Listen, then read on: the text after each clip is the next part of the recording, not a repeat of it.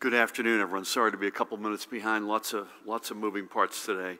With me to my right is the woman who needs no introduction, the Commissioner of the Department of Health, Judy Persicelli. To her right, another familiar face, the state's epidemiologist, Dr. Christina Tan. Great to have you both. To my left, another guy who needs no introduction, the Superintendent of the State Police, Colonel Pat Callahan. We have Chief Counsel Paramel Garg and a cast of thousands.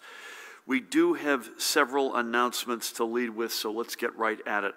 First, today, I am announcing that my executive order from last August 13th, which has allowed school districts to provide remote instruction under certain circumstances during the 2020-2021 academic year, will expire at the end of this current school year. Through this action, we are declaring that all students will be back in school for full-time, in-person instruction come the start of the 2021-2022 school year. Further, this announcement also includes the removal of the full-time remote learning option for families. Next year, parents will not be enabled to broad-scale opt their child out of in-person instruction as was allowed during this school year. We are facing a much different world than 1 year ago when we had to begin planning for this school year. We know much more about this virus and how it spreads. We have much more on-the-ground experience in fighting it, and we have a robust vaccination program that now reaches adolescents as young as 12. My guess, Judy and Tina, that the vaccinations that are in trial, we're going to see that age limit go down even further over time, hopefully sooner than later. And as time moves forward, we will gain more knowledge and more tools. I echo the words of Randy Weingarten, a friend, president of the American Federation of Teachers, who over the weekend said her union was, and I quote her, all in. She also said, and I quote Randy, the United States will not be fully back until we are fully back in school. We know that we can't get back fully in person safely we know that we can rather get back fully in person safely with the right protocols in place, and that is what we should all be planning to do. Of course, we will continue, as we have from the get-go, to follow the science, and should there be a localized outbreak or other emergency, we will act accordingly. Otherwise, buildings will be fully open. And this decision will have no impact on summer school programs. Summer school programs have never been part of that executive order. They remain outside, and we've put out guidance on that already. Next, two other quick announcements. First, effective today, we are lifting our travel advisory. There will no longer be required periods for quarantine for either out-of-state travelers coming to New Jersey or for New Jerseyans returning home from trips elsewhere. However, we do encourage everyone to continue to exercise common sense when traveling domestically and to follow all local health and safety protocols wherever you are traveling to. And if your goal is international travel, recognize that the COVID reality in many nations is much different than here, and adhere to the travel guidance and advisories posted by the U.S. Department of State. Also, as it was reported on Friday, I extended the current public health emergency for what should be the final time. Senate President Steve Sweeney and Assembly Speaker Craig Coughlin and I, along with our teams, are working toward a legislative solution that will allow the public health emergency, which I first declared, Judy, on March 9th, 2020. Several lifetimes ago, it feels like. This will allow it to expire next month, while at the same time providing a path forward to ensure that we maintain the necessary tools to protect the public's health and safety for the duration of the pandemic. And finally, before we get to the numbers, I do want to address at this table our decision to retain our requirement that everyone in New Jersey continue to mask up when in an indoor public space, whether it be a store, a restaurant, a coffee shop, a diner, or what have you. To be sure, the CDC guidance is clear that fully vaccinated people are much safer to engage in everyday life than unvaccinated people. This is even more reason for every eligible New Jerseyan to make the decision to get vaccinated as soon as possible. The CDC said that vaccinated people don't need to wear masks at small private gatherings. We have always stated that reducing the spread of COVID in private settings comes down to personal responsibility. The CDC has also said that mask mandates remain a local decision. And you may have seen that Dr. Tony Fauci has cautioned, even after the CDC's announcement, I might add, that premature widespread removal of mask mandates, especially indoors, could reignite the virus. And again, as a reminder, New Jersey has never had a general outdoor mask requirement in situations without crowds. Our policy has been from the get-go that masks should be worn by everyone only when social distancing was impossible to maintain outside.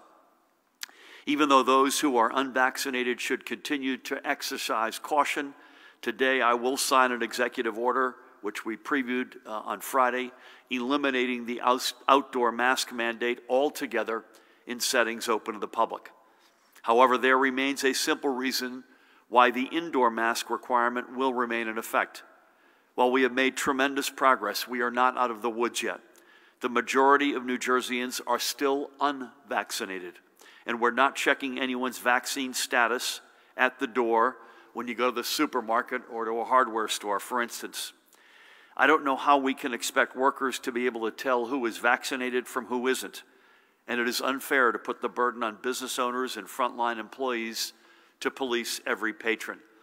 And certain high-risk settings like correctional facilities and long-term care facilities and activities involving infants and children like childcare and summer school will continue to require or strongly encourage masks for all individuals given the vulnerable nature of the populations. And that is supported by the updated CDC guidance. So the best thing we can do for now, and this is not forever and always, folks, we just need more time on the clock, is to keep our indoor mask mandate in place in public settings to protect you, your family, the workers, and the entire community. I was proud to see the support from another dear friend, Mark Perrone, head of the National United Food and Commercial Workers Union, in support of our decision to keep our indoor mask policy in place for the time being. Again, not forever and always. Additionally, I would turn to the words of the Chicago restaurateur Rick Bayless, who recently said, and I quote him, "I've visited virtually every table, mask on. It's okay, we're vaccinated," some of our guests without masks tell me. I am too, I say. We hope everyone here is, but we don't know. So we're asking you to wear the masks, wear masks as a measure of respect for everyone in here tonight. Good words of wisdom, Pat, from Rick, who I don't know, but I respect. And I think that's the way that we have to look at this. As I've said time and again, we've gotten as far as we have because we all recognized that the pandemic required us to be a little bit more selfless and a little less selfish. And this is one of those times. Again, this is not forever and always. We have this thing on the run. You're going to see from the numbers that we put out, this virus is on the run, and that is thanks to each and every one of you. A little bit longer here, and we accelerate our ability to drive this virus into the ground. And we're making at the same time tremendous strides in our vaccination program. Over the weekend, the CDC's count of New Jersey adults aged 18 and over who have received at least their first dose topped 70% of our adult population. Our in-house count is a little bit more conservative, but no less pointing in the right direction. Additionally, not that I'd know, but our shot in a beer vaccine incentive program continues to successfully move forward, and we are delighted by the many other incentives that business owners are coming up with independently. Our team is also working with statewide business associations on some new incentives we hope to be able to roll out in the coming days. So here's what it boils down to. We are going to be able to take off our masks indoors in the not-so-distant future as more and more people complete their vaccination courses. We just can't yet because we need to know unequivocally that doing so will not lead to a backslide in our progress. And again, we have this virus on the run, thanks to the millions of you out there. Remember, we have been at the epicenter of this pandemic twice. We have crushed the curve twice. We are determined to make sure that there is not a third time. And with that, let's take a look at the latest numbers for further proof of the progress we are making with our masks on indoors. First, as of this morning's count, we are reporting a total of 3,867,148 people being fully vaccinated. You could see how that breaks down because between what we've done in state and what we know that has been done in other states. And I think, Judy, that's where the CDC gap in their numbers versus ours exists, and that is either federally run programs or vaccinations administered out of state to New Jerseyans is at least that number. My guess is it's even more. Starting on Thursday, we received reports of lines, in fact, at some sites, including our mega sites, as the first tranche of the 12 to 15-year-old group arrived with their parents and guardians to get their first doses of the Pfizer vaccine. Judy, I was told that the Meadowlands mega site alone over the weekend, 1,302 12 to 15-year-olds were vaccinated. Friday, Judy and I were joined by Lieutenant Governor Sheila Oliver, First Lady Tammy Murphy, and the woman there on the right, dear friend, New Jersey icon Whoopi Goldberg, Essex County Executive, the one and only Joe DiVincenzo, and local officials in East Orange for a highly successful vaccination event as part of our Grateful for the Shot outreach effort. Again, Grateful for the Shot is a derivative of the well-known Souls to the Polls. And in that respect, I also want to thank Reverend Melvin Wilson of St. Matthew AME Church for his partnership and leadership. And if that weren't enough, he celebrated this weekend his 40th anniversary of ministry. And on Saturday, I want to give Adrian Mapp and our friends in Plainfield a shout out. Adolescents and teens in Plainfield were able to get their vaccinations at a clinic hosted by Plainfield High School. And again, I want to thank everyone in that city for working together. So we're reporting another 556 additional positive cases today from both PCR and presumed positive antigen tests. The statewide rate of transmission is now at 0.59. As Judy and I noted last week, we expected our rate to once again moderate as the statistical noise from the rebalancing of our total case counts that occurred over the prior weeks would no longer influence the RT, which is based on a 7-day rolling average. We're going to show you a series of graphs today we have not shown in a while. The graph you see there shows the change in RT over the past 8 months. Let's remind ourselves and look back since the beginning of the pandemic. Look at that, we forget. Back in March of 2020, the RT was nearly 6. Today, it is 1/10 of that level. Folks, we have done this, you have done this together. The positivity rate for the 33,479 PCR tests recorded last Thursday, 2.73%. Again, let's take a look at the positivity rate over the past 14 months. This graph is a little bit different format, but look at this. Interestingly enough, you could see how it ebbed and flowed in the first versus the second wave, but again, we'll put ourselves in an extraordinary position for our recovery. The gray bars, by the way, that's the amount of daily tests on average. And you could still see, even though we've broken the back of the second wave, there are still a lot of folks getting tested out there. And this story also tracks along the other key metrics in our hospitals. So as of last night, 827 patients being treated. That's the lowest level since October. But let's look at this over the long haul. Look at that. We forget how bad it was. 8270 was the peak in the middle of April last year. ICU count last night, 188. That's the near-term graph. Here's the 14-month look at ICU patients. Number of ventilators in use last night, 125. Let's look at the long haul on that one as well. Unbelievable. So the second wave in any measure was not as bad as the first wave, but it was bad. Throughout the day yesterday, 111 live patients walked out, 70 COVID-positive patients were admitted, not yet confirmed 18 losses of life over the past 24 hours.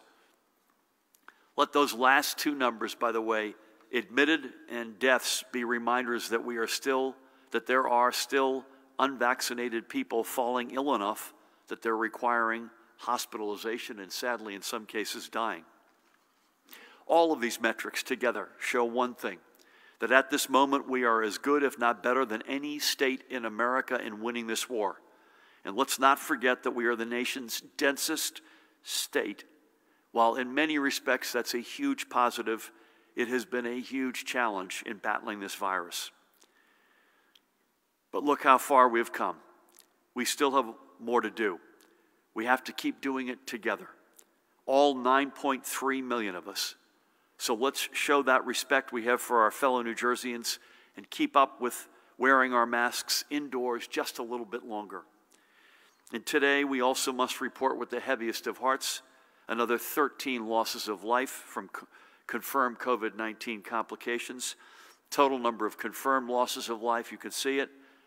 And then the probable numbers, unfathomable totals of now 26,000, extraordinary numbers. Let's now take a few moments to recall three more members of our extraordinary family who we have lost. We begin with this guy, Robert Colello, from the Morganville section of Marlborough in my home county of Monmouth. Born and raised in Jersey City, he served our nation as an active duty soldier in the United States Army from 1955 to 1957, and remained a member of the Army Reserves for another 6 years, earning an honorable discharge in 1963. Bob was a master plumber and proud 60-year member of the United Association of Journeymen and Apprentices of the plumbing and pipe fitting industry of the U.S. and Canada. Closer to home, he worked at a local 24 in North Jersey. That's a local I know well. While he was committed to his union family, he was even more dedicated to his immediate family, working alongside his wife and children on any number of home projects or gatherings around the barbecue. He leaves them now. His wife, right there, of almost 6 decades, Florence, bless her. His daughter, Doris, with whom I had the great honor of speaking last Wednesday, who is, by the way, Judy, a registered nurse of 34 years. And 3 sons, Wayne, Robert, and Dean, each of whom have their own businesses. He also leaves a twin sister, Dorothy, and several nieces and nephews. Bob was 84 years old. We thank him for his service to our nation and to the men and women of organized labor, and may God bless and watch over his memory and his family. Next up, we honor this guy, Ocean City's Ronald Grunstra. He too was 84 years old when he passed. Ron was born and raised in Clifton and enlisted in the Air Force following his graduation from Clifton High in 1954. He would serve in active duty on an air base in Guam. Following his honorable discharge, he came home to further his education thanks to the GI Bill, earning a bachelor's degree in education from William Patterson University and a master's degree from Seton Hall University. He started his career in education in the classroom, teaching English and history at Parsippany High and coaching the baseball and football teams. My Lord, he eventually rose to be Parsippany's assistant principal. He would move to South Jersey, however, to assume the role of principal at Absegami High when that school opened in Galloway Township in Atlantic County. When he retired from education, Ron found a second career. This guy did not like putting his feet up, I can tell you that much, right? He found a second career as a realtor in Ocean County. Given his leadership abilities, it's no surprise that he would become president of the Ocean City Board of Realtors. I think I said Ocean County when I meant Ocean City. An avid golfer, Ron was a 3-time member. Pat, you ready for this? I'm not a golfer, but you got to respect this, of the Shoot Your Age Club. His last time achieving that came in the summer, last summer, 2020, when he shot an 84, including a hole-in-one.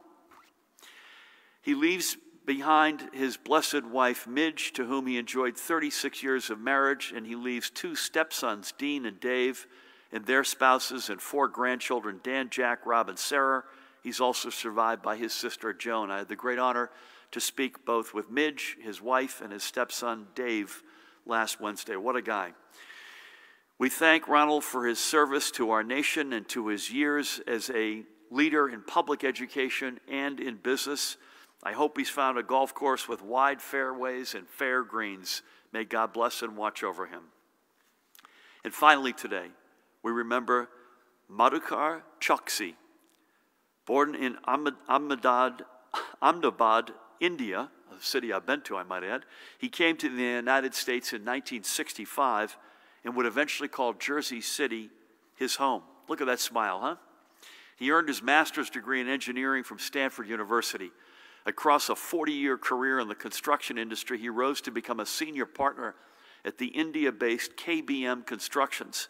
He always enjoyed the engineering challenges posed by building industrial structures, and he was equally committed to passing his passion to the next generation of engineers and building folks serving on the faculty at the School of Building Science and Technology in his native India. Learning was Madhukar's other lifelong passion, and he gleaned everything he could from his frequent travels or from the numerous books he picked up. He was a true Renaissance man. Madhukar leaves behind his wife, Krishna, and their children, their son, Kushal, and daughter, Ruti, and their families, including his two beloved grandchildren, Shlok and Shan.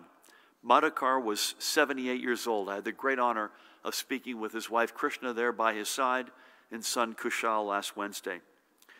Following Madhukar's passing, Krishna started a plants business called Madhubin to help ease her grief. By the way, Madhubin translates into enchanted garden.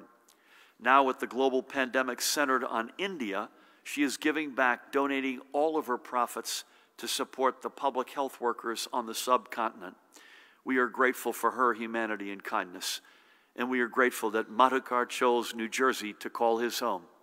His legacy will live on through the brick and concrete and steel that will outlast many of us and certainly will live on in his blessed family.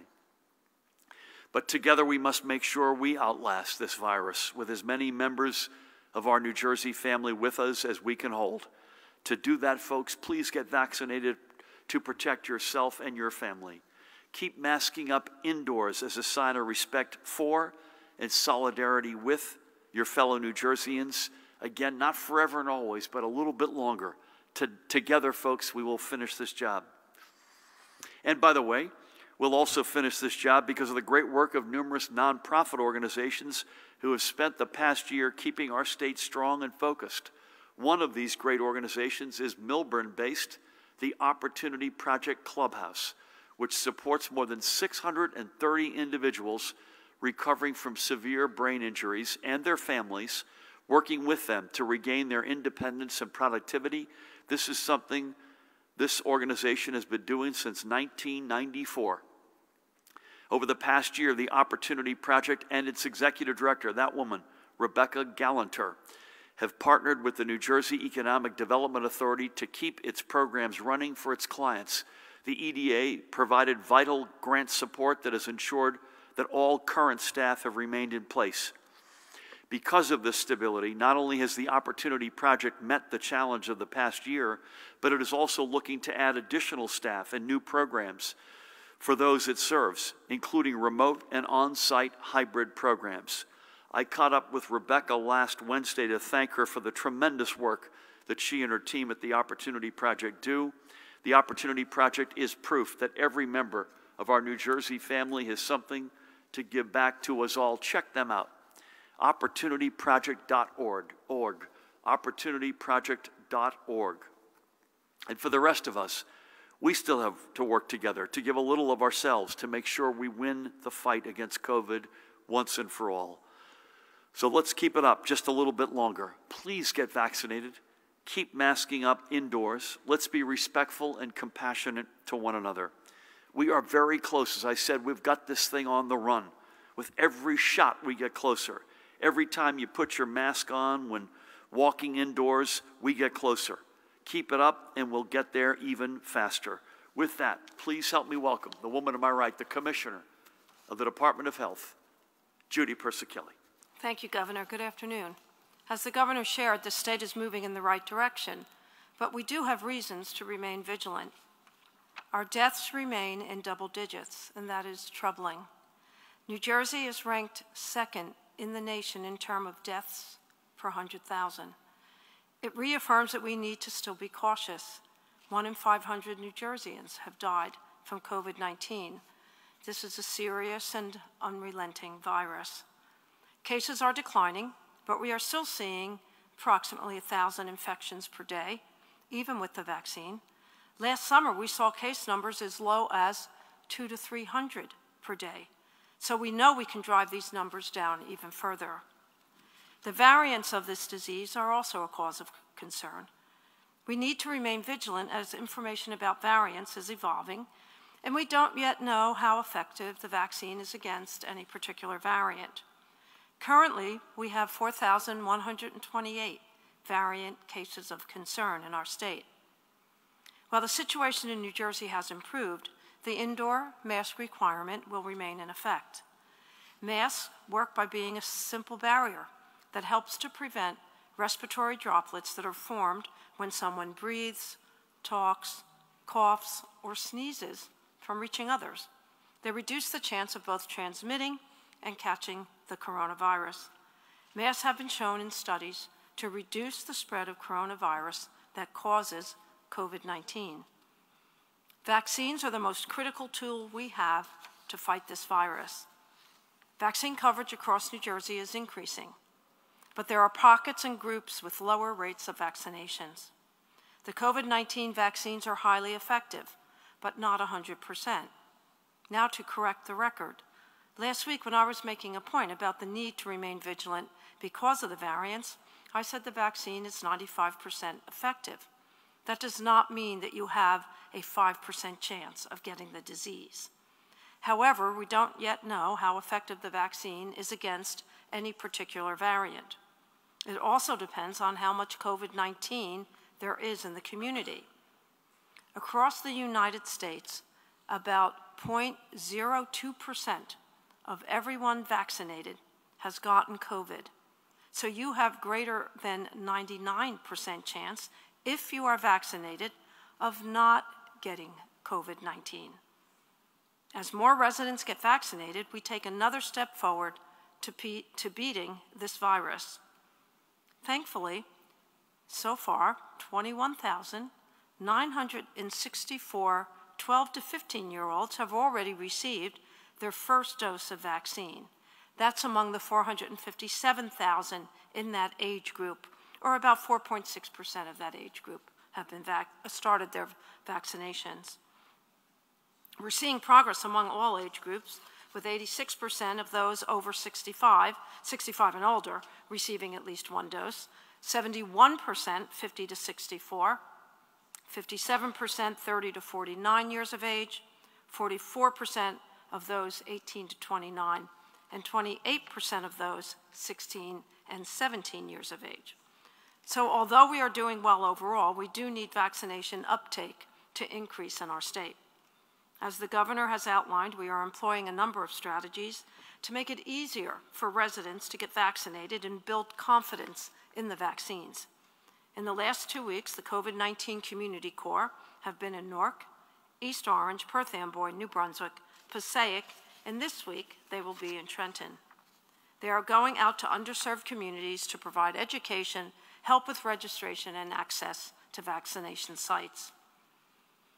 Moving on to my daily report, as the governor shared, our hospitals reported 827 hospitalizations of COVID-19 positive patients and persons under investigation last evening. This is trending in the right direction, but as I've referenced in the past, last August, we saw hospitalizations about half that amount, or 400 hospitalizations a year ago. There are 4,128 reports of the CDC variants of concern. 3,814 of those are the UK variant B117. Additionally, we have 145 reports of the Brazilian variant, 11 reports of the South African, and 158 reports of the California variants. Today, we're reporting 5 new cases of multisystem inflammatory syndrome in children. So there are now 121 cumulative cases in our state, and one of these children are currently hospitalized. At the state veterans' homes, there's been one new positive case among residents in Menlo Park, and at the state psychiatric hospitals, there's been 3 positive cases among patients at Greystone. The daily percent positivity as of May 13th for New Jersey as a state is 2.73, northern part of the state 2.8, central 2.41, southern 3.05. So that concludes my daily report. As always, stay safe, mask up, socially distance, stay home when you're sick, get tested, and let's get vaccinated. Thank you. Judy, thank you. Dan, can we call up the long form of total hospitalizations chart? Would you mind doing that just to, I want to underscore a point that Judy just said here. This is the total hospitalizations beginning in March of last year through yesterday. So this is an important point you're making, Judy. So we've made great progress over the past number of weeks, and we got that number down, but it's still double what it was in the summer of last year, right? Yeah, in August. And clearly, we did not have a vaccine last August, so before everyone jumps down my throat, it would never have occurred to us to take off the indoor masking guidelines last August, even with half the amount of hospitalizations. We will do it. There's no question about that. But let's remember, for as much progress we're making, the good news is we're a fraction. We're literally, how about this? We're 10% of the peak because it was 8270. That's the good news. The more challenging news, it's still double what it was last summer. Now, again, with vaccines, we're in a dramatically different place. So thank you, Dan, for pulling that up. Pat, you're doing great in the weather, so thank you. Thank you for that. This, I think, I looked at the forecast for this week. I can't recall another week where we had as good a forecast. However, that also means it's not hospitable for the forest fire reality, and I know you've got an update on that. I had the opportunity to speak with friend and Ocean County Commissioner Director Gary Quinn a short while ago to check in with him, make sure he knew that we were here.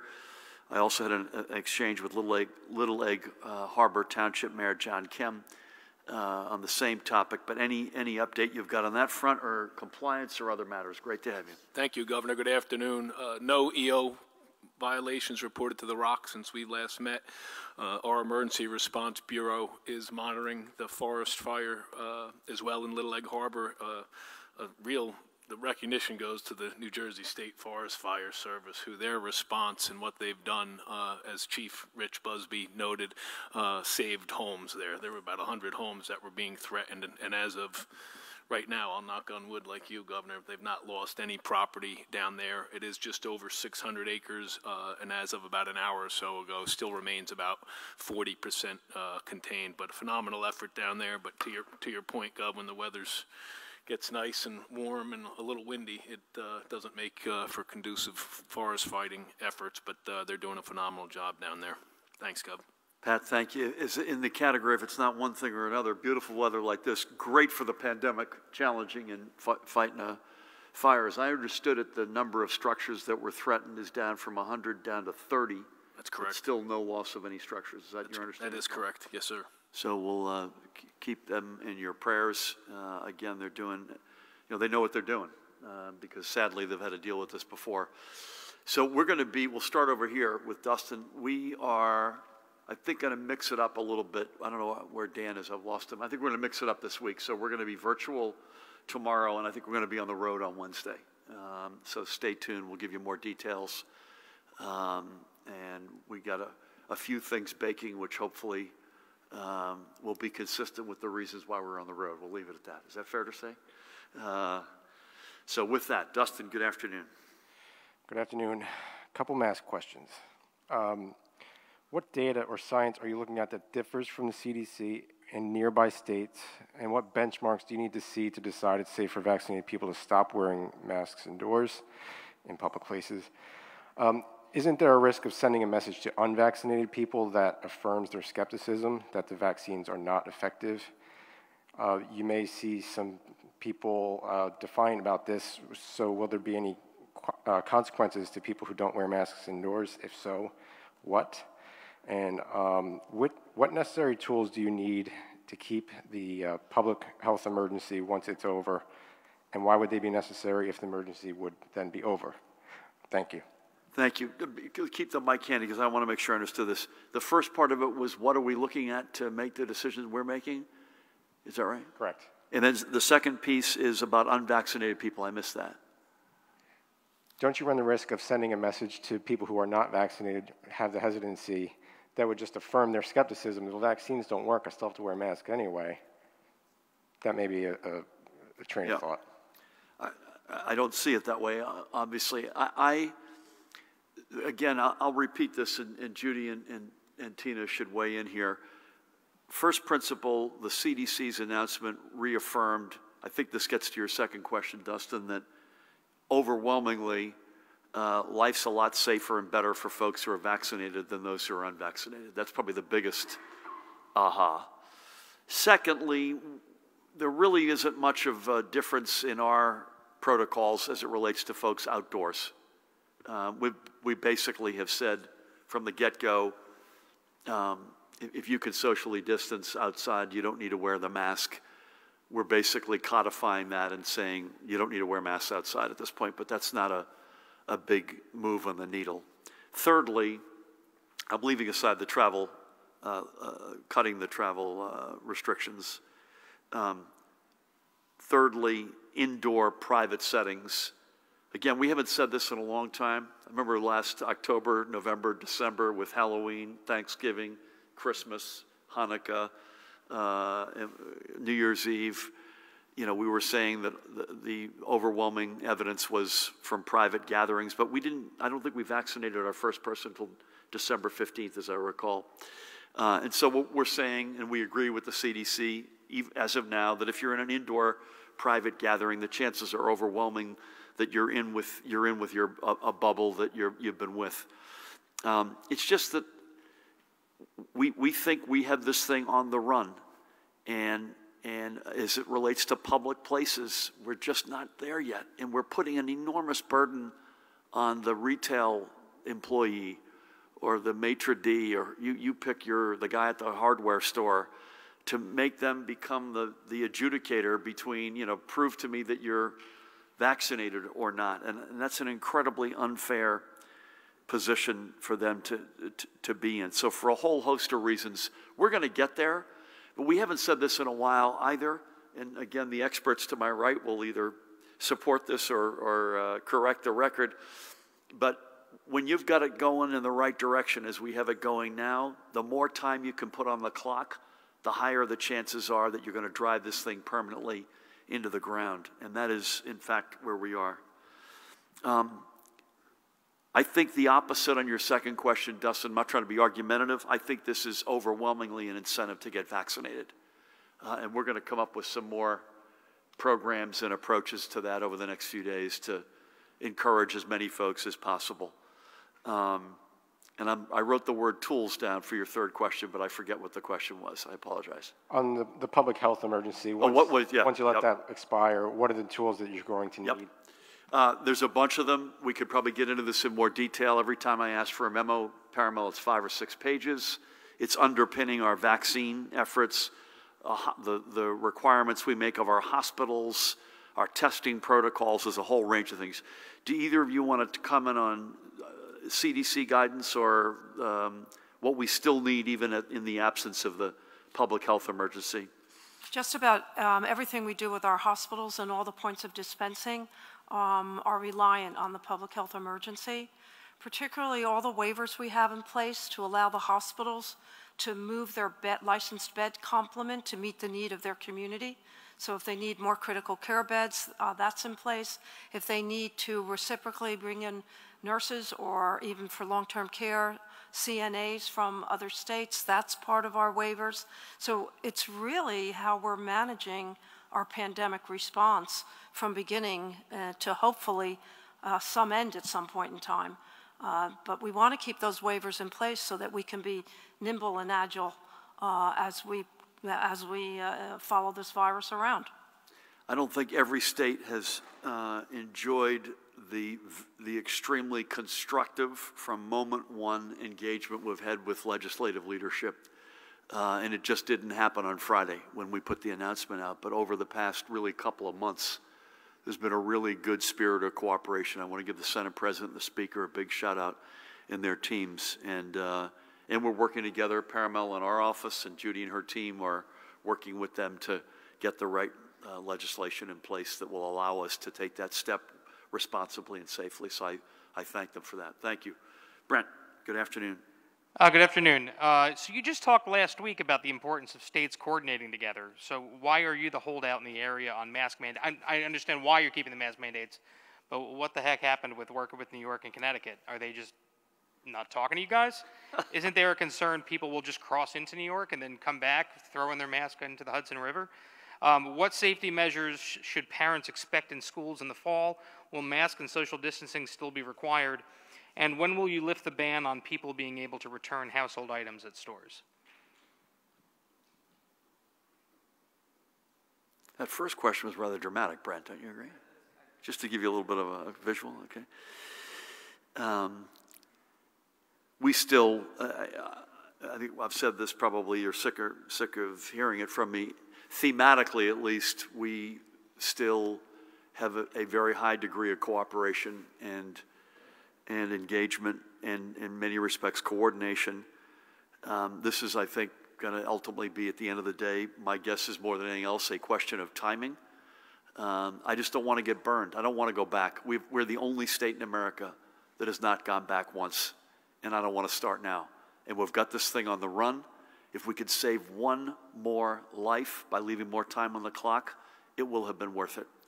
So I can't speak for our neighbors. They've been great partners, I have to say, but on this one, we feel quite strongly. Again, this is not forever and always, but a little bit more time on the clock, we think, is a big help for us.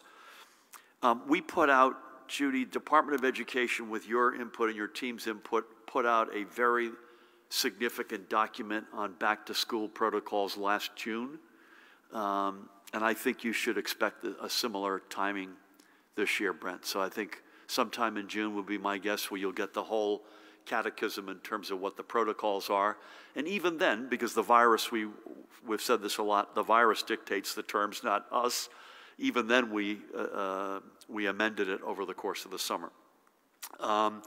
Returning of household goods, I want to get that on the books. Paramel is not allowing me to do this. Paramel, explain why this is still on, because I think this is one we should be addressing. But yeah, so that ban is codified in a statute that's tied to the existence of a public health emergency. So either the legislature could act to change the statute and send us a bill that we could sign, or when the public health emergency lapses, then that ban would expire. I think that's a different way of putting it, that I think we'll see that one of those eventualities occur, because I think we all are in broad agreement on that. Thank you. Mike, is that you? Yep. Yeah, good afternoon, Governor. I was just wondering if you look at the percentages of fully vaccinated. The country's at about 37%. New Jersey's at 44%. Is your decision on indoor mask mandates, is that another way of saying that you don't think the CDC, that they acted too soon, that they should have waited till there was a higher percentage of people fully vaccinated? That they should have waited? Is that what you're saying? Yeah, that they should have waited like New Jersey is, like you are. Another question. Some states are deciding to do away with the $300 supplemental unemployment benefit from the federal government, saying that that's an impediment to people getting hired. I think you said before that New Jersey's not going to do that. Any change on that? Is there any plan to require job searching in order to get the $300 benefit? Thank you. On the second question, no plans to get rid of it, and I've been asked a fair amount, and I've tried to study this myself. Is the $300 supplement the reason why we didn't see a bigger jump in employment last week? And based on everything I've seen and our team has seen, it is a contributing factor potentially, but I think there's a general consensus as well that there's a broader set of factors here. Access to childcare, schools not being full-time in, maybe some nervousness about going back in. You're starting to see entities pay more to get the workforce they need. We predicted that that would happen. My guess is there may be a little bit of a lead lag associated with that, but we have no plans on that. I believe I said this last week. Paramel or Dan will correct me if I did not. This work, there is a requirement that we have had in place that's always been in place, that you have to verify that you did not turn down suitable employment, I believe is the phrase that is used. So that's been there from the get-go in New Jersey, and it will continue to be. I can't speak for the CDC on what moving parts they're seeing that we may not be seeing. I think, again, to repeat what we said a few minutes ago, Tina, we got to pull you in from the bullpen. I took the overwhelming reaction of that forget the timing is there's a bright line between if you're vaccinated versus not vaccinated. And I think that to me is the big takeaway. And again, more time on the clock when you've got numbers going in the right direction, when you've got the virus on the run is a good thing, and that's where we're going to be at least for a little bit longer. Tina, any thoughts? Well, again, we can't speculate on what CDC's intent was, but we do know that CDC has stated that the reason why they wanted to get the guidance updated was because they had more evidence and information related to the fact that fully vaccinated people don't transmit disease as much, that the vaccines are more than 90% effective. They also are pretty good against the variants as well, and they just wanted to reiterate that kind of as a continued carrot to getting vaccinated, because we have to keep in mind that these mask considerations, namely, are to protect those who are unvaccinated. We want to be able to emphasize these are the things that you can resume once you get vaccinated, and that's really the carrot. I would just say we announced, Judy and Tina, that 70 people were admitted to the hospital yesterday, and 18 folks died. I don't know this, but I believe we can assume the overwhelming amount of them were unvaccinated, because these vaccines each profess to have 100% efficacy against severe illness and death. Now, is it possible someone in there could have been vaccinated? I suppose, but we don't have any proof of that. So I think Tina's point, that I'm using that as a data point to make the point, ironically, this is to protect the folks who are not yet vaccinated. Brent, I didn't answer one part of your question. I would just plead with people to do the right thing here.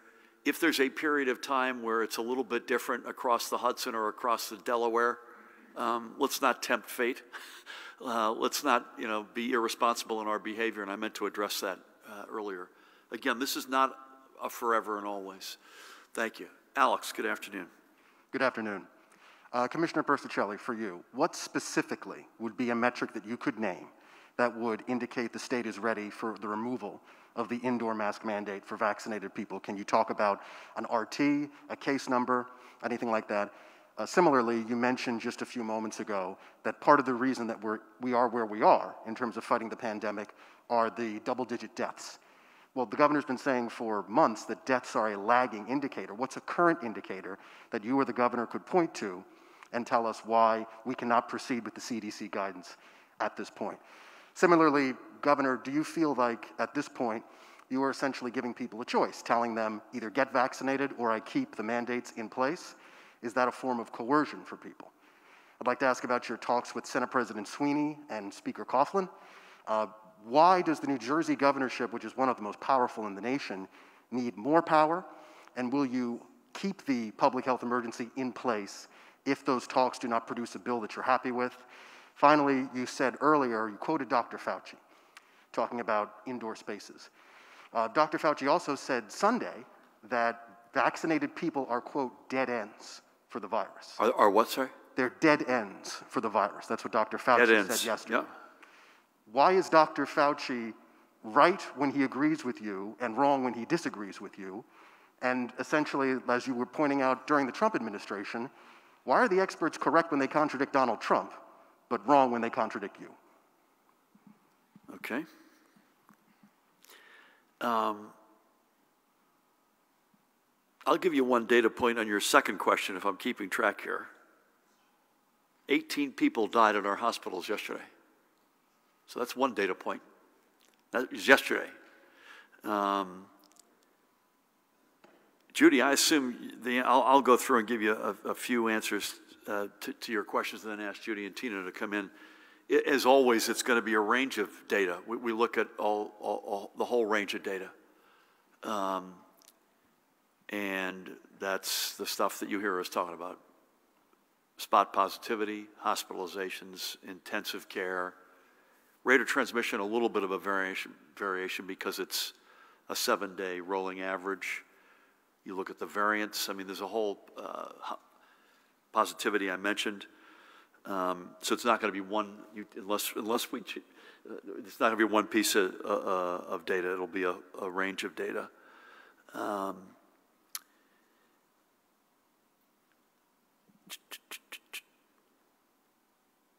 Is it, if I understand my notes here, are we saying either get vaccinated or stick with the indoor mask? I don't think it's that black and white. I think this is sort of, if you add up how many adults are vaccinated, how many now adolescents, and that pace is pretty significant. Plus you add to that folks who have already gotten COVID-19, and you look at the whole sort of universe and you're trying to get some sense of the community. A little bit longer on the clock, these are my words, gets you from the gal or the guy at the front of the hardware store having to figure out who's vaccinated versus who's not, to a place, I hope sooner than later, where, again, these are my words, it's much more, it's flu season. It's much more of a, okay, we know that at some small level it is still among us, but we feel like we can responsibly go into places and not have to worry about who's got it and who doesn't. Again, my words. Listen, I'm not concerned at all that we're not going to get to a good place in the legislation. The conversations at a very specific level, and Paramount will correct me if he sees this differently, at a very specific level have been very good. So I don't anticipate that will happen. And I'm gonna suggest that I can on both sides, Dr. Fauci, as usual, I think has got this right in the following sense. You could say at the same time, mask wearing indoors is still an important prophylactic against the spread of the virus. And I think to quote him as I understand it, at the same time, if you've been vaccinated, it is a dead end for the virus, simply because you don't know if everyone is vaccinated indoors. That's the fact. So until you have some better conviction on that, but in other words, both of those statements can be true, and until you have more conviction on that first statement,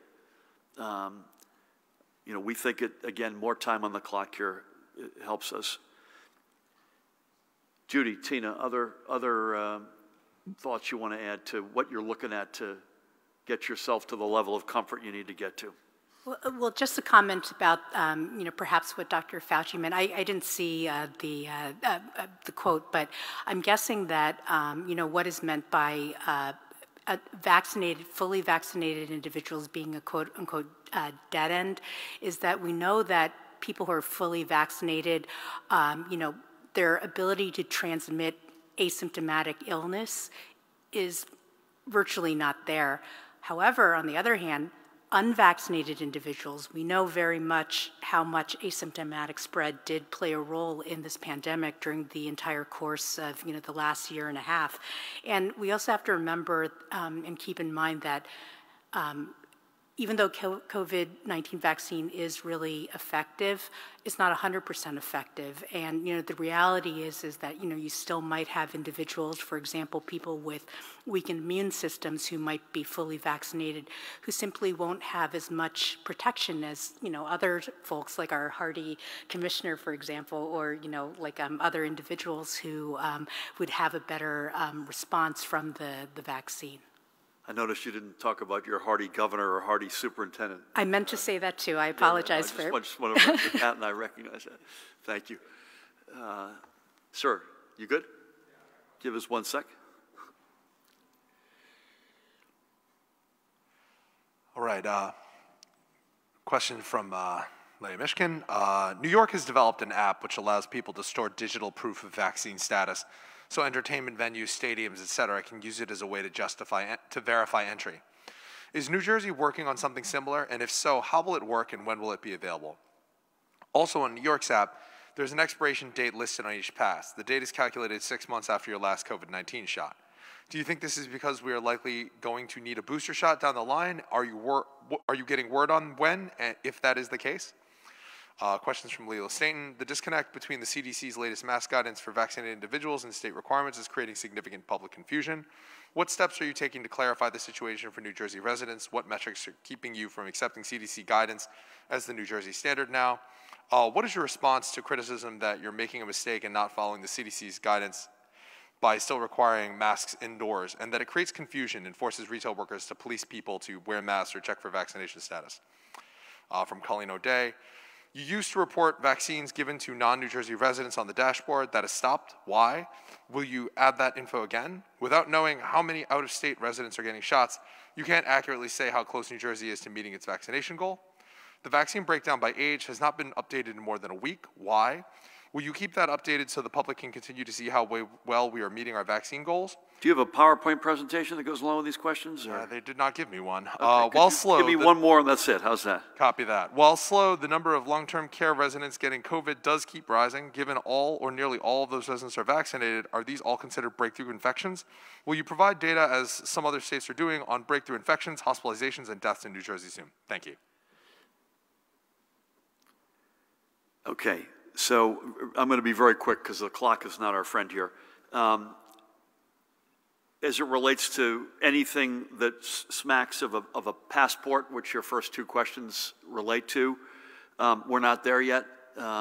Judy talks every day about Latino and Black penetration of the vaccine. It's a work in progress, and I have to say, as long as it's a work in progress, I am uncomfortable personally with that. That's not to say we won't get there. I'm just going to buzz through these. If you disagree, please don't be bashful. The 6-month question on the sell-by date on the New York app, I assume, is an acknowledgement that the answer to that question is not known by anyone. In other words, is this a once-a-year flu shot? Is this a once every 10-year, once in a lifetime? I assume New York is leaving that option open. I think I've already addressed the data as to why we are where we are in indoor masking. I don't think that, with all due respect, first of all, if we can, with all this notion of confusion and other people taking shots at us, with all due respect, if we could save one life by leaving this in place a little bit longer, then at the end of the day, that's our responsibility. The confusion, to me, is a lot higher with that guy in the hardware store who's working there, having to determine whether or not you're vaccinated or I'm vaccinated. That, to me, is much more challenging than, listen, do me a favor, just keep these on as long as you're indoor in a public place for a little while longer, and we will get there. I don't have any... We'll come back to you on the non-New Jersey residents on the dashboard. Dan, help me out to follow up on that, as well as by age. I think, Judy, you went through that by age pretty clearly. The extent to which we're getting long-term care numbers, at least last time I asked you, which I think was the last time we were together, is largely staff-related, right? I mean, the numbers of residents who have been vaccinated is in the 80-something%. But the staff number is still a work in progress. Is that fair to say? Yeah. So that's, if we think there's another underlying reason for that, we will come back. Dave, good afternoon. Hi, Governor. With regard to the, asking people to please hang in a little longer with the indoor masks, I know that Brent had referenced people throwing the masks in the Hudson River.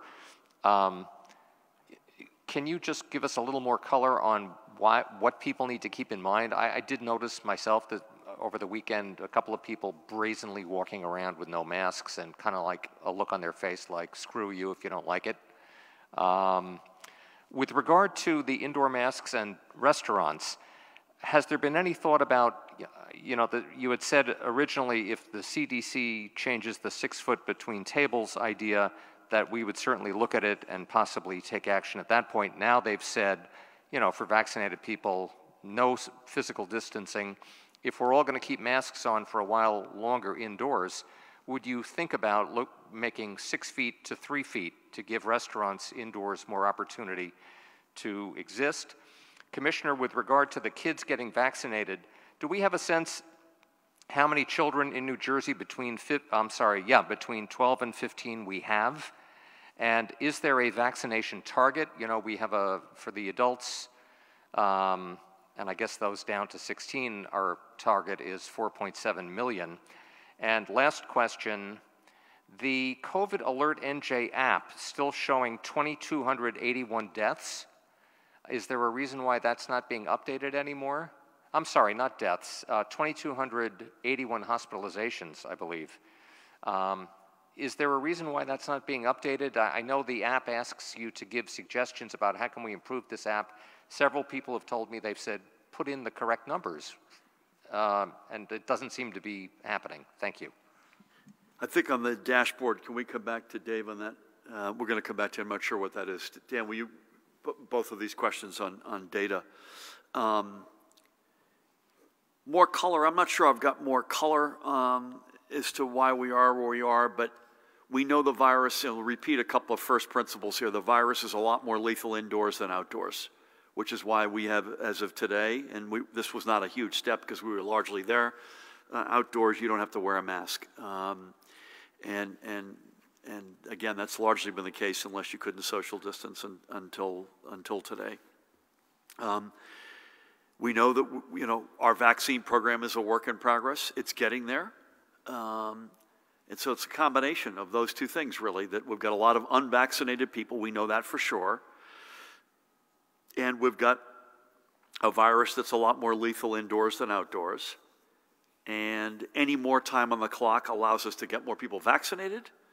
And frankly, this week allows us to be outside more than inside. And that's a significant breakthrough in the positive sense. Yeah, and the brazenness, Tammy and I were at a restaurant over the weekend. I think some guy literally, having seen that I was there, went out of his way to make a big deal going to the restroom and back without wearing his mask. I said, okay, buddy, thank you. Really appreciate you're doing that. But there's going to be some of that, right? So, and again, this is not a forever and for always. I had been hoping, personally, that the next move on the chessboard by the CDC was exactly what you asked about, reducing the 6 foot to 3. If you speak to a restaurateur, and we do all the time, that's the game changer. Having to be the vaccine police on who's wearing a mask or who's vaccinated, that's just another burden on these folks. What they really need is more capacity. Are we going to do this without the CDC? I would really strongly prefer not to. I would like to think that we've got a national move on that chessboard. But to me, that is a move that I hope that they can get to sooner than later. The 12 to 15 universe is 400 and something thousand. Does that sound right? Do you want to? Yeah. 12 to 15 is 457,828. We've not set a marker for them yet. We want to see how the uptake is, and determine further activities with them to increase uptake. But oh, yeah. The trend's positive, but it's only been 3 days. Oh, yeah, right? The trend is positive. Yeah. It's only been, like the governor said, 3 days. And kids are lining up. We actually have one example of a child, a 14-year-old, telling their mother, you better come with me. You need to get vaccinated. Yeah. The kids are smart. And as I mentioned earlier, we don't have any insight, but sort of if you read the journals and you read the press generally, trials for kids younger than 12 are clearly ongoing. They appear to be in the so far so good category without knowing what the data is. And if you look at time frames, you sort of get directed toward the fall, which is is good. So thank you, Dave. Let's go, Sam, is that you? Let's go to Sam, and then Nikita will close it out. 2 more quick mass questions. First one is just, were you surprised by the CDC's guidance when it was issued a couple days ago? And what's your reaction to, Republican reaction to your continuation of mandating masks indoor in public places? And then the second, just wanted to see if you had any comment on the U.S. Supreme Court's taking up a challenge for Roe v. Wade. Yep. Is this the Mississippi case? Yeah, I believe so. Yep. I think I've said this already, gratified that they're making the distinction of the CDC so starkly between vaccinated persons and non-vaccinated persons. Please, folks, get vaccinated. I think I alluded to this in the questions, one of the questions that Dave asked. I had expected the 6-foot relaxation was going to come first. There was a poll of epidemiologists, Christina. I'm not sure if you were polled or not, but it was highlighted in the, this is a serious point, but I hope you were consulted. They did a poll and they asked the epidemiologist community how long they expected the mask mandate to be in place. And it was a range, but it was all a lot longer than now. Meaningfully longer, like in some cases measured in years. So I have to say personally, I thought they were going to do the 6-foot move first. I mean, this is the political fallout of this, one way or the other, is of zero interest to me. But I would just, it's easy to be in the third deck of the cheap seats and, you know, color commentary on what we should do. At the end of the day, somebody dies, you know, or gets really sick. That's what we're trying to do every single day to prevent that from happening. So the politics of this is of zero interest to me. At the end of the day, we got to call this as best as we can, and keeping people alive is our obsession. I would just say this, and I'm glad you asked it. Again, I don't want to get into politics here, but it's why we need to put a belt and suspenders on reproductive rights in New Jersey.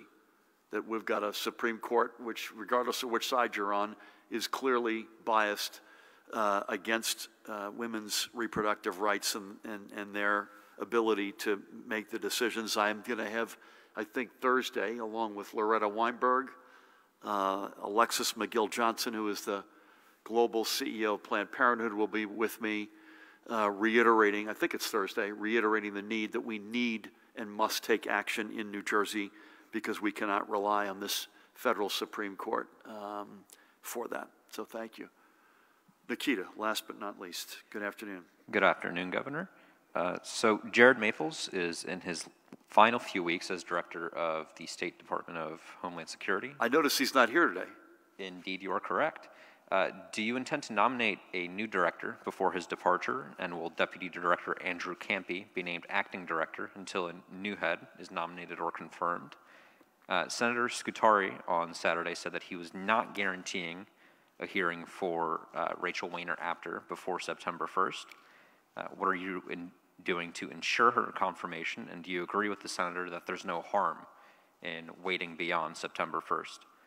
And I've asked you this question previously over the last couple of years, but will employees of your reelection campaign and the Democratic State Committee's coordinated campaign unionize? And finally, what will New Jerseyans notice when they begin to ride NJ Transit in greater numbers again? Was that third question unionized, did you say? Yeah. So on Jared, who's done a terrific job as the Director of Homeland Security and Preparedness, no news on that front. But I promise you we will let you know as soon as we do. And obviously that's every part of government. It's important to make sure you've got a smoothly running operation, even in transition. But when it comes to Homeland Security, that's the standards are exceedingly high, as Pat knows very well. Making sure that's handled as smoothly and seamlessly as possible. Listen, Nick Scutari has been a great partner to deal with across the whole range of interests, including judicial nominations. Rachel, I'm incredibly proud and honored to have nominated her, and I look forward to that process moving forward on the right time frame and right basis.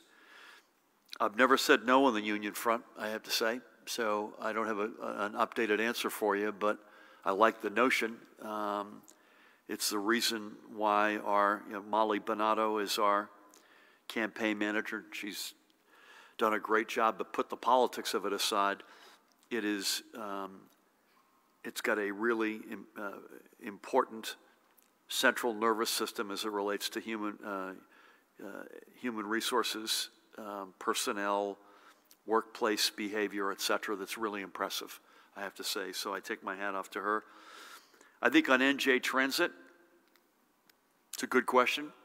We have not addressed that in a while, and I think you're going to start to see, particularly on when moves get made on masking and whatnot, you're going to start to see ridership, and we're already seeing the early stages of that tick upward.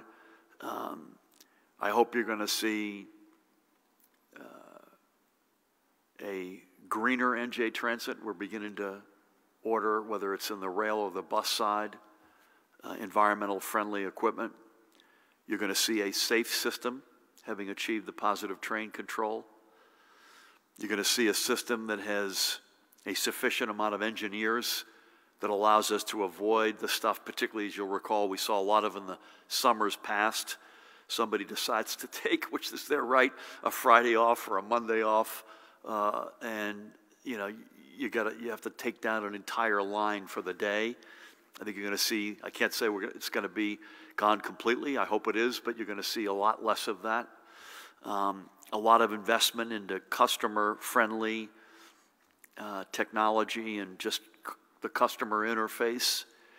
I think the hygiene levels, which have been high during the pandemic, will remain high. So I feel good about what how they've used their time over the past 14 months to get themselves to a place that would probably have taken a lot longer to get to. The investment right now in NJ Transit is as high as it's been.